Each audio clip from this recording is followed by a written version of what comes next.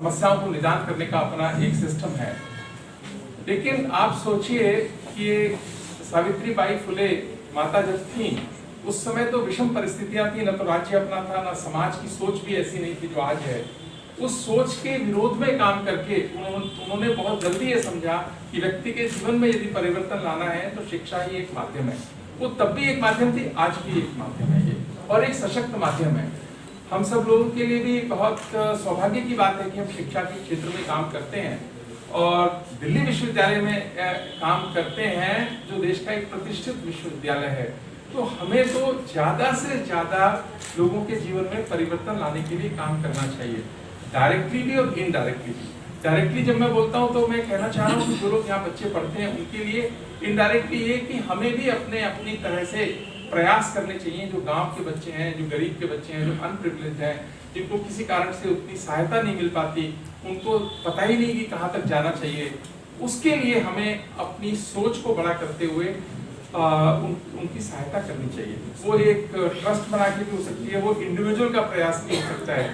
आप ये देखिए कि दिल्ली शहर तो एक समृद्ध शहर है, बहुत सारे, लेकिन अभी भी इस शहर के अंदर भी कम से कम 80% ऐसे लोग होंगे जिनके की महीने की इनकम जो है वो 30,000 25,000 से कम है। अब दिल्ली शहर में ये है तो दिल्ली से अगर 100 किलोमीटर दूर जाएंगे तो वहां तो गांव में आज भी 100 रुपए का नोट बड़ा नोट माना जाता है, 500 रुपए का नोट तो बहुत ही बड़ा हो जाता है। यानी देश में बहुत सारे ऐसे लोग हैं जिनको की आप सबकी आवश्यकता है, आप सबकी सहायता की आवश्यकता है। वो आवश्यकता यदि आपको सस्टेन करनी है, अभी तो भारत की सरकार ने बहुत अच्छा किया कि 80 करोड़ लोगों को खाना फ्री देने की बात कही, तो ये बहुत अच्छा प्रयास भारत की सरकार का है कि कम से कम ये है कि देश में कोई गरीब या कोई व्यक्ति देश का भूखा नहीं सोएगा, देश में कोई काला हंडी दोबारा नहीं होगा, उसकी व्यवस्था सरकार ने करी और वो किसी भी समाज को करनी ही चाहिए, किसी सरकार को करनी चाहिए। उसके लिए मैं विशेष रूप से भारत के यशस्वी प्रधानमंत्री को बधाई देना चाहूंगा। ये तो मूलभूत है कि व्यक्ति के जीवन में भोजन होना चाहिए, उसको इसकी चिंता नहीं होनी चाहिए, पर यदि उसके जीवन में परिवर्तन लाना है तो और वो परिवर्तन को स्थायी बनाना है तो शिक्षा उसका माध्यम है। और हम सब शिक्षा जगत से जुड़े लोगों की बहुत जिम्मेदारी बनती है कि हम ऐसी व्यवस्थाएं बनाएं, ऐसे प्रयास करें जिससे ज्यादा से ज्यादा लोगों को सही में शिक्षित किया जा सके। क्योंकि क्या किसी ने बहुत अच्छा कहा कि your degree just a piece of paper, your education is seen in your behaviour. कि शिक्षा में हम देखते हैं बहुत बार डिग्री तो है उसके पास, लेकिन आचरण नहीं है उसके पास। डिग्री है, कई बार बड़ी डिग्री भी है, पर आचरण उसका ऐसा है कि वो डिग्री से मेल नहीं खाता।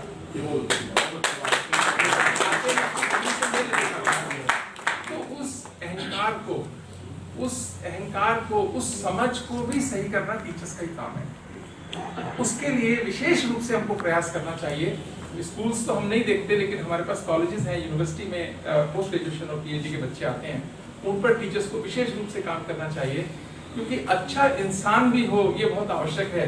और आप ये देखो कि जब मैं सेवा कहता हूँ तो सेवा में सावित्री बाई माता जी ने कितना काम किया।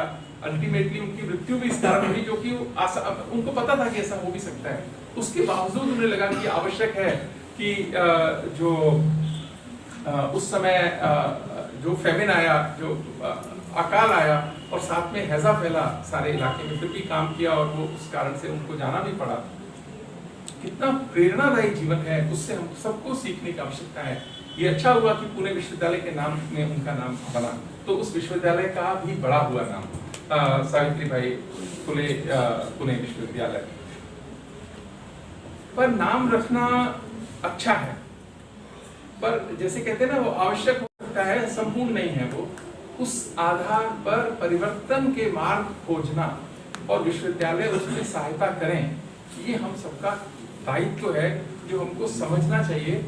और अगर अच्छे इंसानों का हम निर्माण करेंगे तो आगे फिर अच्छे इंसानों का वो करेंगे और फिर करेंगे। ये एक कास्केडिंग इफेक्ट है जो आएगा।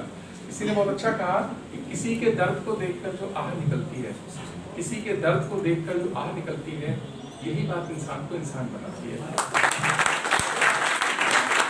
किसी के दर्द को देखकर अगर आपके मन में दुख और करुणा का भाव नहीं आता है तो समझिए कि आपको अपने इलाज की जरूरत है, उस सामने वाले की नहीं, आपको अपने इलाज की जरूरत है। तो एक अच्छा सबके लिए काम करें, सबके लिए अपॉर्चुनिटी दें। खाने की व्यवस्था भारत की सरकार ने करी, सुरक्षा की व्यवस्था भी भारत की सरकार करती है, अपॉर्चुनिटी तो देती है, लेकिन व्यक्ति के सम्मान की और उसको एक सहज वातावरण देने की जिम्मेदारी समाज की है, हम सबकी है। विश्वविद्यालय और वो शिक्षा के माध्यम से ही होगा, हम सब उसमें अपना अपना योगदान करें। और जो शिक्षक हैं, मेरी उनसे भी एक प्रार्थना है कि आप शिक्षक हैं, बहुत बड़ा काम है आपका, तो आप जो है उस तरीके से ही बिहेव करें, उस तरीके से ही अपने आचरण रखें, जिससे कि विद्यार्थी आपसे प्रेरणा ले सकें। मैं बहुत बार ये बात बोलता हूँ कि ये बात दोबारा सोचने की जरूरत है। आज 21वीं सदी के भारत में टीचर्स को अपने आचरणों को अपने मन से समझने की जरूरत है, सुधारने की जरूरत है, इस बारे में सोचने की जरूरत है, क्योंकि समाज ने बहुत बड़ा काम हमको दिया है। इस पर हम करेंगे तो शायद आज के दिन कम से कम माता सावित्री बाई से ही हम प्रेरणा लें कि जिनके पास कुछ था नहीं फिर भी इतना सब कुछ दिया। हम पे तो बहुत कुछ है और सरकार भी बहुत कुछ देती है, पहली तारीख को तनख्वाह भी आती है बिना चिंता के सबके पास में। हम भी सबके लिए कुछ अच्छा करें, कुछ तो सीखें, तभी सार्थकता होगी इसकी, और इस कार्यक्रम की भी सार्थकता होगी। जिनको सम्मान मिला उनकी भी सार्थकता इसी में होगी कि हम अपने जीवन में, अपनी सोच में, अपनी समझ में कोई परिवर्तन लाएं और सबके लिए अच्छा करने का प्रयास करें।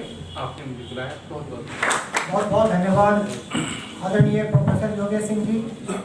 आपने बहुत ही महत्वपूर्ण बिंदुओं को छुआ और जो चिंताएं प्रकट की। मैं आशा करता हूं जितने भी हमारे सभागार में बैठे हुए शिक्षाविद हैं वो इस पर ध्यान देंगे और अपने जीवन में इनको अंगीकार करेंगे। धन्यवाद बहुत बहुत।